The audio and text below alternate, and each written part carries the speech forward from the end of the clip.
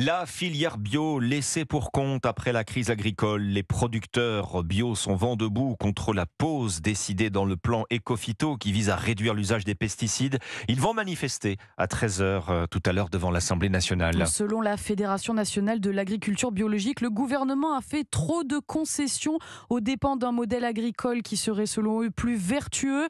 Ils attendent un vrai plan bio pour leur filière qui traverse une crise depuis 2 ans. Parmi les manifestants, ce midi, il y aura Sophie Tabary, agricultrice bio dans le département de l'Aisne. Reportage. Une exploitation de 100 vaches laitières, 3 hectares de culture maraîchère convertis en bio depuis plus de 15 ans. Sophie Tabary se bat pour préserver son modèle, mais la crise est là. Baisse de la consommation des produits bio, la filière est en danger. Les difficultés, ça fait 2 ans qu'on les dit.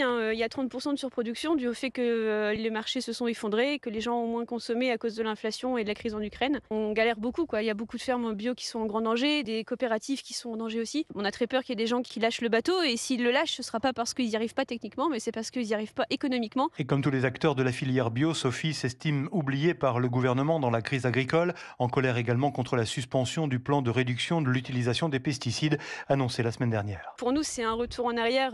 On essaie de faire marcher un modèle qui soit plus respectueux de l'environnement. On nous parle de transition à tour de bras, de planification, et tout d'un coup, il y a une manifestation d'agriculteurs et il n'y a plus rien qui se fait. C'est pas possible. Ce midi, Sophie sera devant l'Assemblée nationale pour défendre la transition écologique en agriculture, avec un regret toutefois, celui de ne pas peser suffisamment face à l'agriculture conventionnelle. Lionel Gougelot, correspondant pour Europe 1 dans les Hauts-de-France.